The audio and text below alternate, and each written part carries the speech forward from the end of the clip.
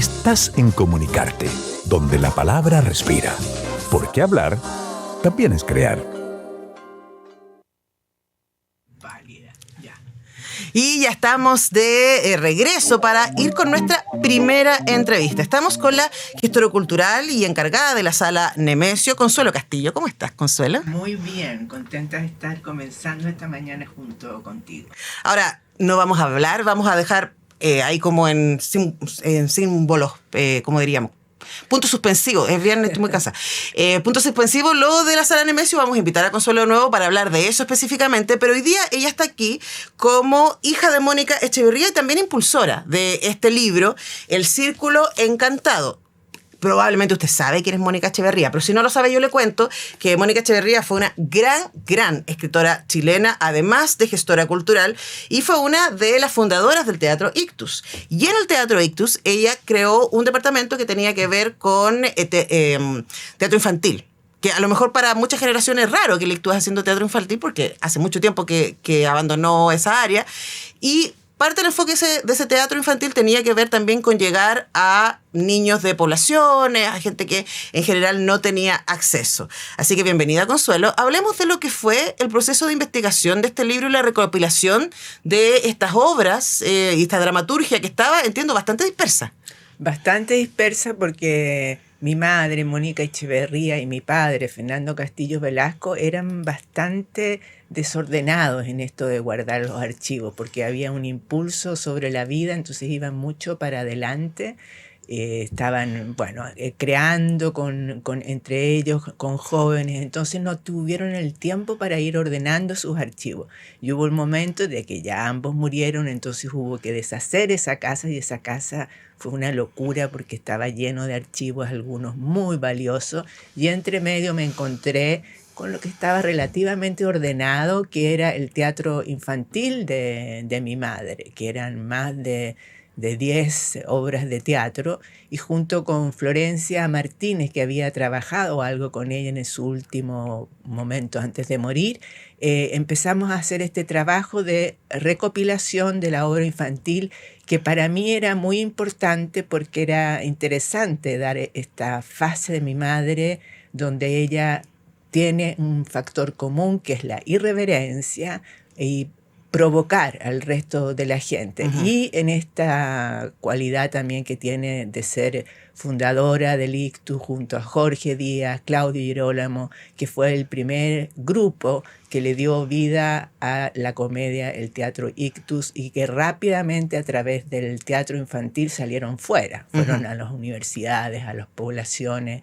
Entonces ahí nace o se le da más profesionalismo a lo que es el teatro infantil. Uh-huh. Tengo un montón de preguntas. Mientras leía el libro pensaba en tu infancia, porque claro, siendo hija de tus padres y en este ejercicio colaborativo que es el Ictus y muchos de los otros proyectos en los que estuvieron involucrados tus padres, yo me imagino, aquí ayúdame a ver esos nombres tan grandes de la cultura en Chile, que claro, para ti eran los tíos, los cotidianos, etcétera, haciendo cosas. ¿Cómo era observar eso? Porque este libro es el resultado de eso también. Bueno, mi casa era una casa muy abierta, realmente entraba quien quería. Habían muchos intelectuales, pero también estaba el basurero de la esquina que pasaba a tomarse un café y se quedaba ahí. Entonces era una casa muy caótica en algún aspecto, pero muy interesante. Y yo crecí muy segura y con una sensación de mucha protección en esta casa, que obviamente era la creatividad en una época como los años 60, principios del 70, donde todo estaba moviéndose. Entonces era un tiempo efervescente, uh-huh, donde mi madre con arrojo buscaba nuevas maneras de expresarse, y una de esas era el teatro infantil. Uh-huh. Pero lo pasé muy bien, Antonella. Fue una infancia estupenda. Obviamente todas las infancias pasan por sus momentos duros, pero en este caso tuve además estos hermanos que eran más grandes que yo, Carmen Castillo, uno que murió, que fue muy duro su muerte, pero en tanto mis padres siempre insistían mucho en la vida y, uh-huh, en la creatividad. Entonces, uh-huh, era gente que recibía a todo el mundo, y en ahí estaba el mundo universitario, también el mundo intelectual, como te decía, el mundo del teatro, extranjero. En fin, los horas de almuerzo eran 30 personas como mínimo y todos discutiendo. Ahí se encontraba Miguel Enríquez, ponte tú, con Jaime Guzmán, y tenían que tolerarse porque conversaban. ¿Dónde está ese Entonces, documental? Bueno, Carmen Castillo. La diversidad era algo realmente como es parte de mi vida, y entiendo lo que es lo diferente, y por otro lado entiendo que lo que vive en los márgenes era algo que a mi madre le interesaba mucho. Sí, y estoy pensando lo apropiado que es la publicación de este libro, ¿no? Porque cuando se publica dramaturgia, también se le permite a otros hacer esa dramaturgia.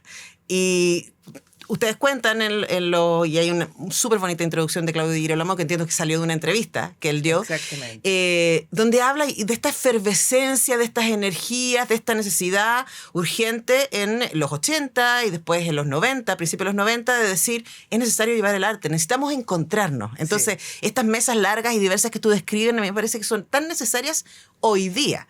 Entonces, preguntarte desde ahí, ¿por qué te parecía a ti que era necesario no solamente recopilar, sino publicar este libro, El Círculo Encantado, que reúne la dramaturgia familiar de tu mamá? De alguna manera yo sentí, porque son los años 60, principios de los 70, antes del golpe, de que ahí había una manera de entender el mundo, una felicidad, incluso un estado de enamoramiento, me atrevería a decir, donde todos estaban del buen modo enloquecidos, o sea, tratando de construir un país. Y después viene el golpe, yo tenía 12 años, entonces me quedé con esto de que era un tesoro y que después había venido el quiebre del golpe, y a pesar de que habíamos sobrevivido, algo se había quedado trizado. Entonces, esto es una manera mía de darle continuidad a un trabajo y de recuperar ese esqueleto, a pesar de estar quebrado. Entonces tuvo, yo creo, mucho esa, además de rescatar lo que es el teatro infantil, darle esta faceta a mi madre, era como recuperar lo que era la felicidad o la insistencia en vivir a pesar de que los tiempos eran jodidos, como ahora son jodidos, así que cae también en un momento muy preciso. Sí, yo creo que el origen de Ictus que tú nos cuentas y luego todo el camino. Ictus fue un refugio para muchísima gente durante la dictadura. Y lo que tiene que haber sido, yo mientras leía las obras me imaginaba lo que tiene que haber sido la puesta en escena. ¿Cuánta gente había en el escenario? Porque hay muchos personajes en la mayoría de las obras. Y también hay mucha conciencia de clase en las obras, ¿no? Tu mamá se reconocía a sí misma como alguien que venía de la élite, pero también que tenía una responsabilidad por eso. Claro, y sentía que la élite era muy pecadora en todo sentido, así que no le gustaba.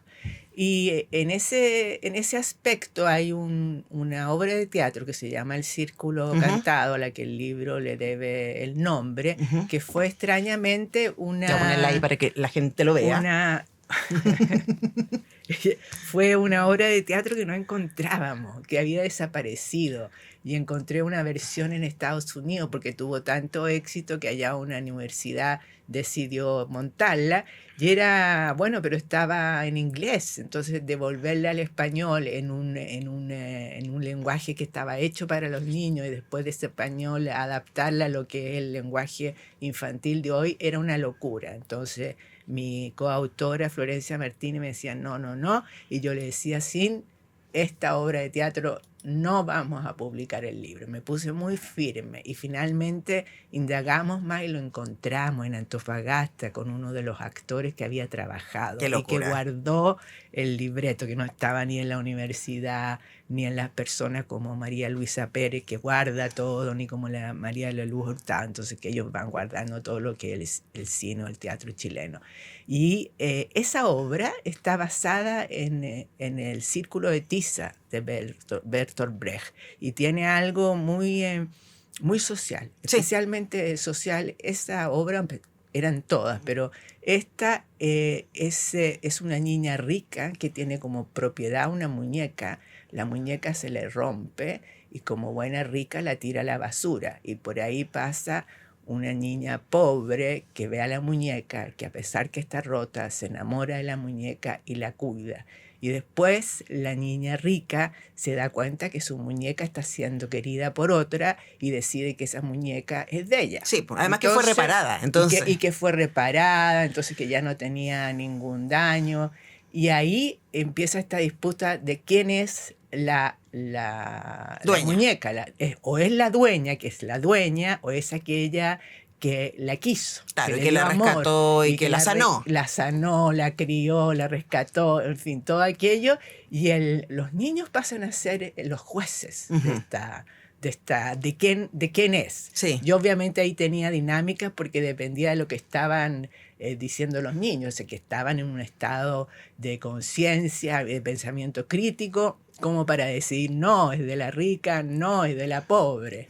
Y ahí tengo una anécdota muy divertida con la Milena Bodanovich, que una vez que salió, que no sé, bueno, debes ubicar a Milena, la directora, que en algún momento fue de la revista Paula, y que era también de esta época. Entonces que su mamá la llevó a una función en el Teatro Municipal y estaban todos por la pobre y ella, no, la rica. En la conciencia de clase también presente. Era la vergüenza de su madre, ¿cómo? Ahora, hay varias cosas a propósito de eso, ¿no? De esta tensión entre Caroline y Pepita respecto a la muñeca, y hay una reflexión interesante sobre la propiedad, pero también sobre los cuidados y sobre los vínculos, ¿no? Porque finalmente esta niña rica tiene un montón de muñecas, tiene codicia también por algo que se reparó, pero está más sola que un dedo, la pobre. Exacto. Mientras la otra tiene muchos, no tiene ni cuadernos, pero al colegio tienes amigos con los que jugar, etcétera. Y esto está narrado desde Don Bertoldo, que tomando por supuesto a Bertolt Brecht, está contando esta historia a los niños. Y ahí en lo que tú describes, Consuelo, y en lo que leemos en la dramaturgia, hay una cosa que hoy día está muy instalada, o debería estar más instalada, que es la idea de que el mundo está hecho, incluso el teatro infantil, desde el adultocentrismo.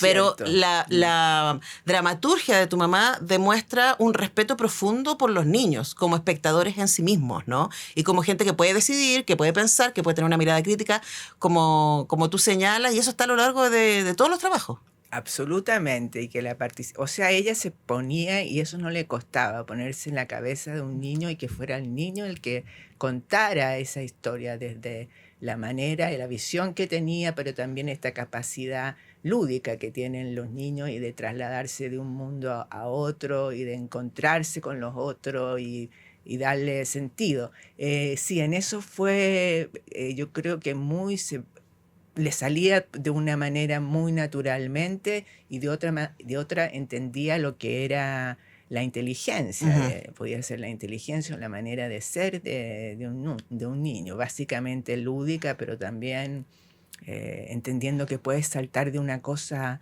a otra rápidamente y donde no existe lo imposible. O sea que si quieres irte a este muro, bueno, sí, lo escalaré por allá, pero no te determinas por el no previamente. O sea, la curiosidad, el deseo de saber de un niño es propiamente de los niños. Sí, y también la porfía, en este caso las dos son muy porfiadas. Sí. En el caso del Círculo Encantado, pues las dos tienen razón desde algún punto de vista, ¿no? Ahora, obviamente que en términos éticos y de empatía, nosotros, por supuesto, nos vamos a ir como se dice, por el más débil, ¿no?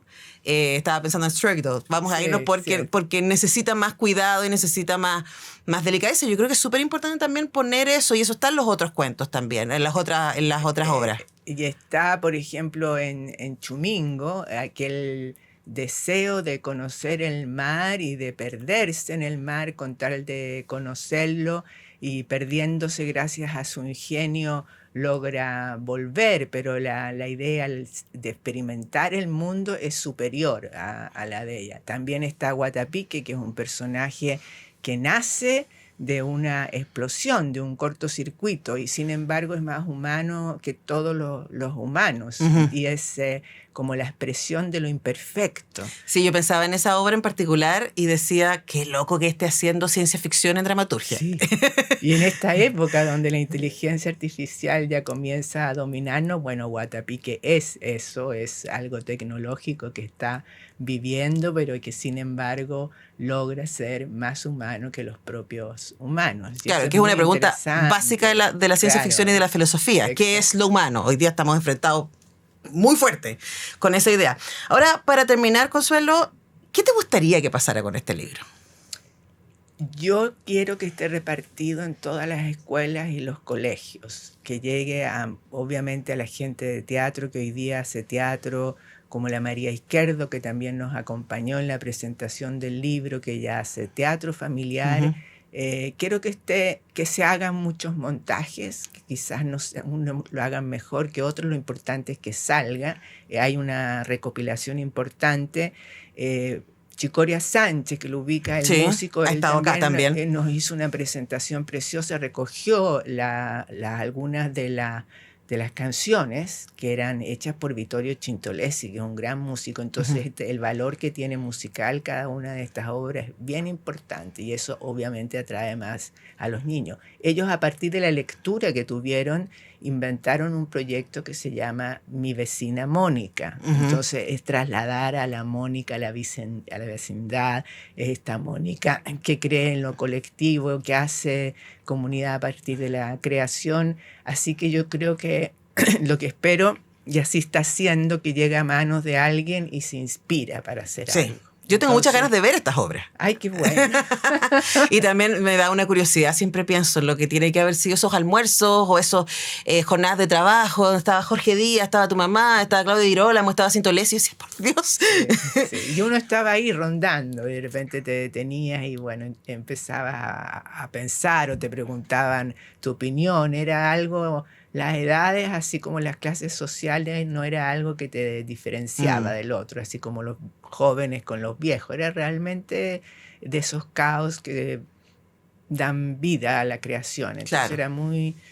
Perdone que me reitere tanto con la palabra creación, pero es que era eso. Y el caos normalmente está asociado al caos, algo terrible, pero en este caso era un caos canalizado, donde se le daba posibilidades a todo, que, o sea, tú podías reflexionar, equivocarte, debatir con el otro, mantener tu punto de vista, y así era. Entonces, valioso eso que viví. Sí, no, y además pienso que este libro, además que es una coedición entre ediciones de la Biblioteca Nacional y ediciones de la Universidad Católica, permite llegar a eso y al resultado de estos procesos de colaboración, de conversación, de caos creativo, etcétera, que nos hace tanta falta hoy día. A mí también, como testamentos como esto, de alguna manera me dicen, es posible.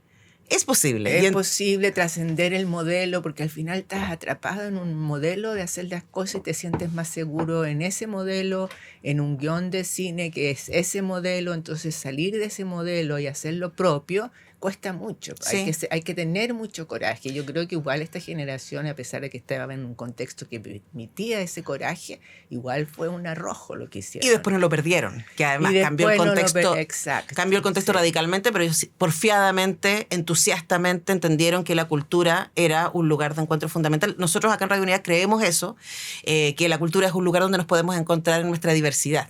Sí, no, a pesar es de buena palabra. Es buena palabra la porfiada. Sí, a mí me gusta. Somos bien porfiados acá también. Aquí estamos. Consuelo Castillo, gestora cultural encargada de Sala Nemesio, vamos a invitarte nuevamente para hablar de ese proyecto, hija de Mónica Echeverría, que fue una de las impulsoras de este libro que está posible de acceder, El Círculo Encantado. Pueden ahí buscarlo en la página de Ediciones UC, lo van a encontrar. Están en las librerías. Y en librerías. Consuelo, muchas gracias por venir. Gracias a ti por la invitación. Bueno, y que muchas gracias. Que larga vida a este libro, Mónica Echeverría, y a todos aquellos que nos han inspirado. Hay tantos. Sí, celebremos a los porfiados. Sí. Nosotros tenemos que ir a la música y al regreso vamos a estar conversando de políticas culturales y de cuál ha sido la agenda legislativa que hemos conocido en este par de semanas. Pero antes vamos a escuchar a la gran Eli Morris con Darte Luz.